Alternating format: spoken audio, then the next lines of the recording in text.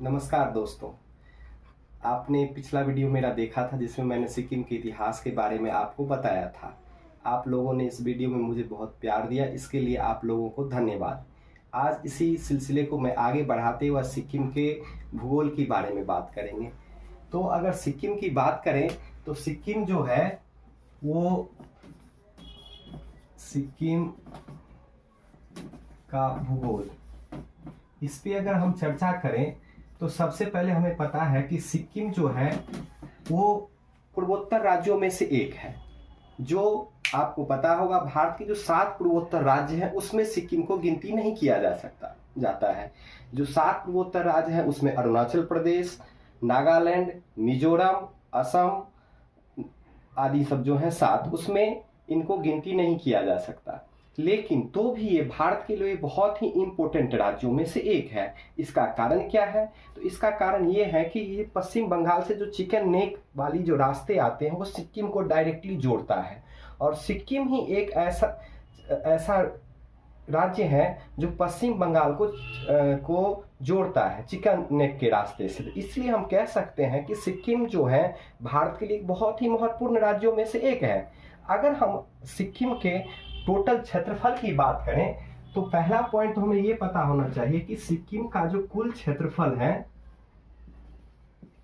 सिक्किम का अगर क्षेत्रफल की बात करें तो कुल क्षेत्रफल सिक्किम की जो है वो 1796 वर्ग किलोमीटर है। तो इसको जो कि भारत का क्षेत्रफल, भारत के क्षेत्रफल का 0.2% है। इस बात को हमें याद रखना है।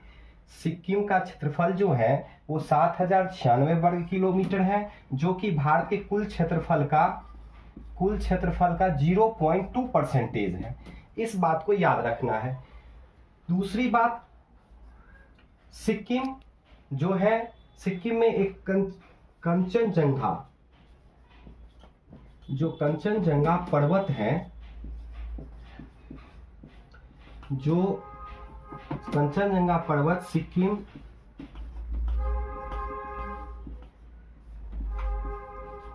राज्य में है। वह भारत का तीसरा और दुनिया का दूसरा सबसे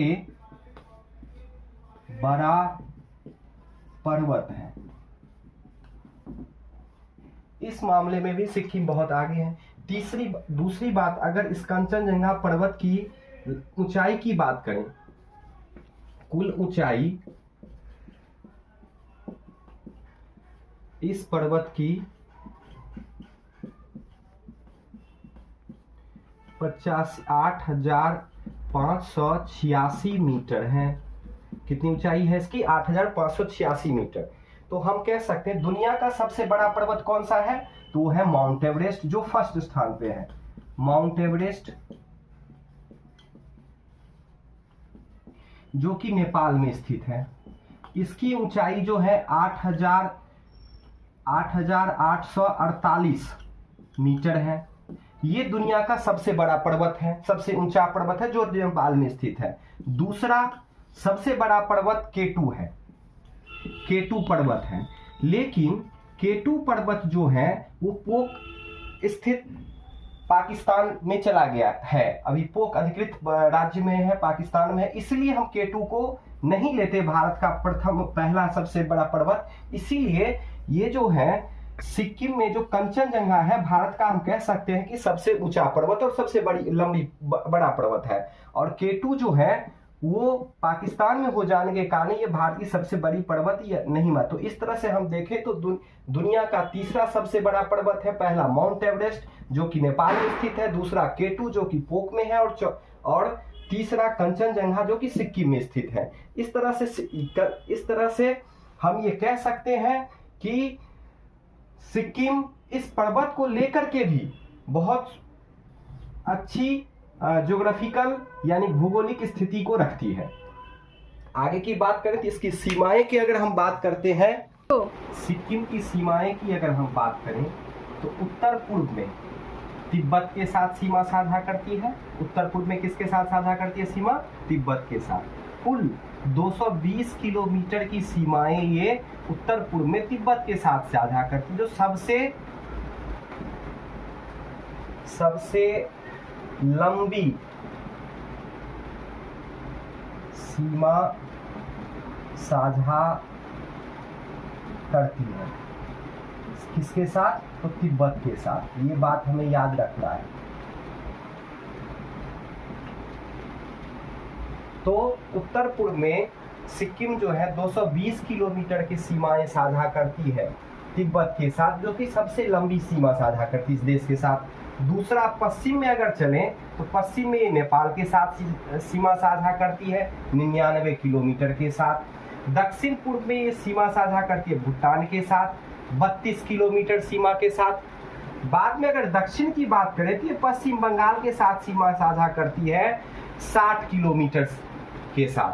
तो हम देख सकते हैं कि इसमें कुल अंतरराष्ट्रीय सीमा की अगर हम बात करें, अगर हम अंतरराष्ट्रीय सीमा की बात करें, सीमा इसका कुल हो गया 220 प्लस 99 और प्लस 32, यानी कि टोटल हो गए 9 2 11 9 3 12 13 14 1 15 2 1 3, लगभग 391 किलोमीटर की सीमा साझा करती है।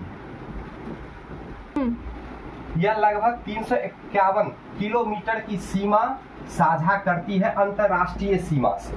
इस बात को हमें याद है। एक बार और रिपीट कर लेते हैं। उत्तर पूर्व में इसकी सीमा लगती है तिब्बत से, पश्चिम में इसकी सीमा लगती है नेपाल से जो कि 99 किलोमीटर के साथ है।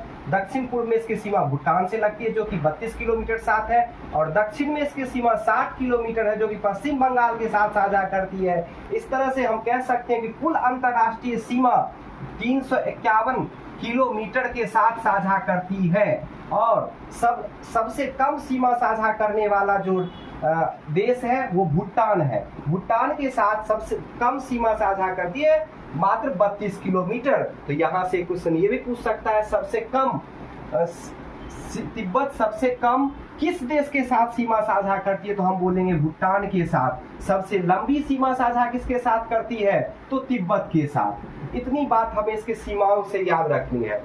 इसके बाद अगर हम तिब्बत के जिला की बात कर, सिक्किम के जिले के बारे में हम देखते हैं। तो सिक्किम में कुल 6 जिले हैं। कितने जिले हैं? याद रखना, 6 जिले हैं। पहला मंगन जिला है, दूसरा ग्यालसिंग जिला है, तीसरा सोरंग जिला है, चौथा नामची जिला है, पांचवा गंगटोक जिला है, और लास्ट और अंतिम जिला है पाक्योंग जिला है। एक बार और, कुल 6 जिले हैं। मंगन, ग्यालसिंग, सोरांग, नामची, गंगटोक और पाक्योंग। इसमें ध्यान देने वाली बात यह है दोस्तों कि सबसे बड़ा जो जिला है ये मंगन जिला है, और सबसे छोटा जो जिला है वो सोरंग जिला है, और इसकी राजधानी जो है वो गंगटोक है। मेनली इतने चीज का अगर हम नक्शे की बात करें तो नक्शे पर आते हैं तो ये जो बड़ा वाला क्षेत्र आपको दिख रहा है, ये सिक्किम के मैप मैंने खुद से बनाया है, और ये जो बड़ा वाला जिला दिख रहा है सिक्किम जिला कहते हैं, तो पश्चिम सिक्किम जिला के इतने 4 ही जिले के नाम से जान, लेकिन बाद में ये सोरंग और पाक्योंग को जोड़ दिया गया। इस तरह से अब कुल मिलाकर के यहाँ पर में 6 जिले हो गए। अब अगर हम इसकी अगले पॉइंट पर आए तो इतने चीज को हमें सिक्किम के कुल इतने चीज हमें याद रखना जिले से। मेनली ये 6 जिले को हमें याद रखना है, जिसमें मेन बात क्या है कि राजधानी कहाँ पे है, तो ये गंगटोक है।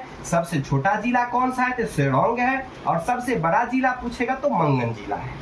इतने चीज हमें ध्यान से रखने हैं। अगर हम ग्लेशियर की बात करें, अब सिक्किम की ग्लेशियर देखते हैं तो मैप पे समझते हैं ग्लेशियर का। ये जो सबसे ऊपर में आपको दिख रहा है, ये सबसे ऊपर, इसमें उत्तर की ओर ये लोहनांग ग्लेशियर है। उसके बाद जस्ट इसके ठीक नीचे आएंगे चांगथांग ग्लेशियर मिलेगा, इसके ठीक नीचे आएंगे तो जेमू ग्लेशियर मिलेगा, इसके ठीक नीचे इधर आइएगा तो तोंगसिंग ग्लेशियर मिलेगा ये, और उसके ठीक नीचे तोलांग ग्लेशियर मिलेगा, और सबसे नीचे रेओंग ग्लेशियर मिलेगा।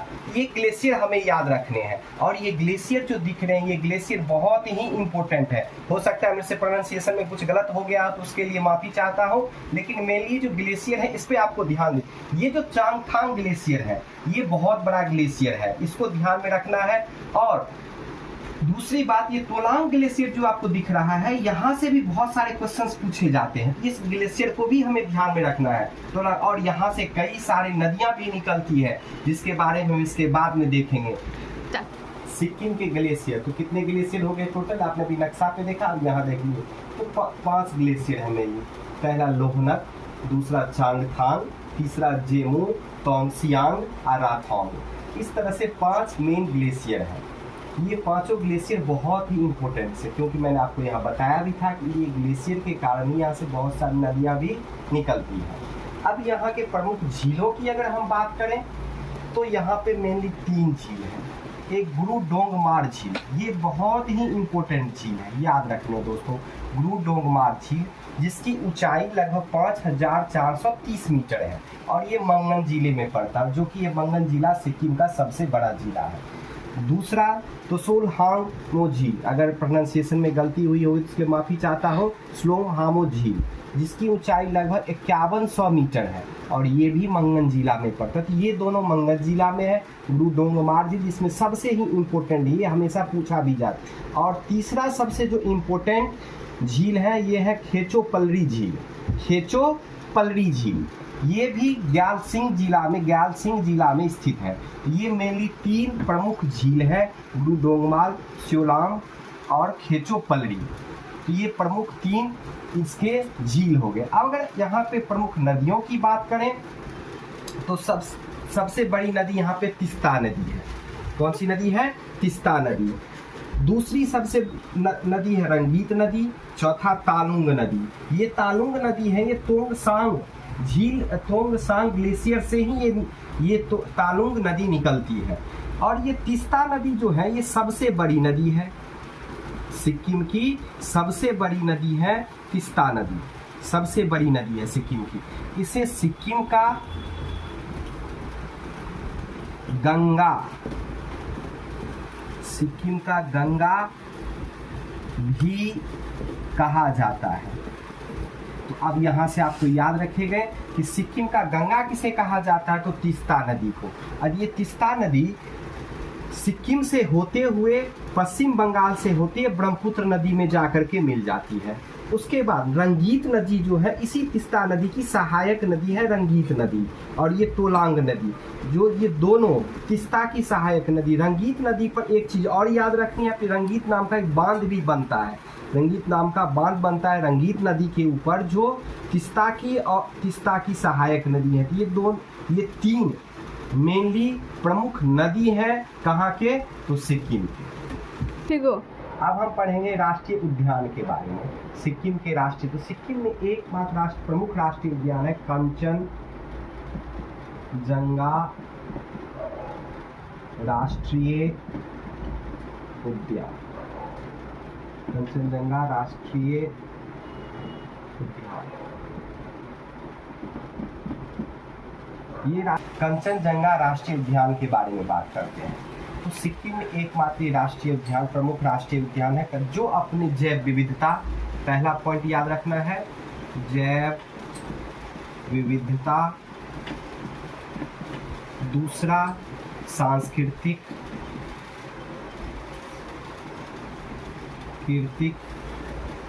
जैव विविधता, सांस्कृतिक। तीसरा मेन पॉइंट याद रखना है यहाँ के प्रमुख दुर्लभ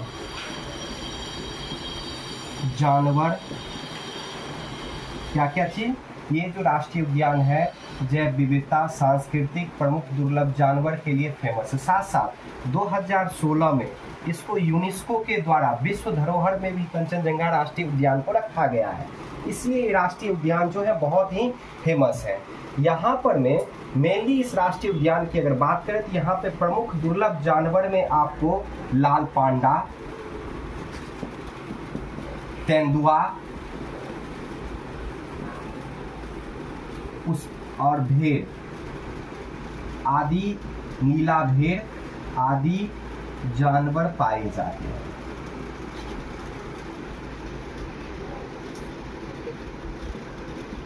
जो कि एक दुर्लभ जानवरों में इनकी गिनती होती है। तो हमें मेनली ये राष्ट्रीय उद्यान के बारे में हमें तो एक बार और, कौन सा राष्ट्रीय उद्यान है सिक्किम में? तो कंचनजंगा राष्ट्रीय उद्यान, जो कंचनजंगा के ठीक पर्वत के ठीक थोड़ी दूरी पर स्थित है। ये अपने जैव विविधता, सांस्कृतिक दुर्लभ प्रमुख दुर्लभ जानवरों के लिए बहुत ही फेमस है। और एक चीज़ और, जैसे 2016 में यूनेस्को के द्वारा विश्व धरोहर के में भी इसको रखा गया था। इसलिए यहाँ के मेन जानवर जो पाए जाते हैं, जो प्रमुख दुर्लभ जानवर में लाल पांडा, ये जो पार्क है राष्ट्रीय उद्यान, ये मेनली लाल पांडा, तेंदुआ, नीला भेड़ आदि जानवरों के लिए बहुत ही फेमस है और यहाँ पे ये पाए जाते हैं। जनसंख्या के बारे में बात करते, किसके बारे में? जनसंख्या के बारे में। तो 2011 के जनगणना के अनुसार सिक्किम की कुल जनसंख्या जो थी वो 6,07,688 व्यक्ति थी। कितनी? 6,07,688 व्यक्ति थी। ये 2011 की जनगणना के अनुसार है।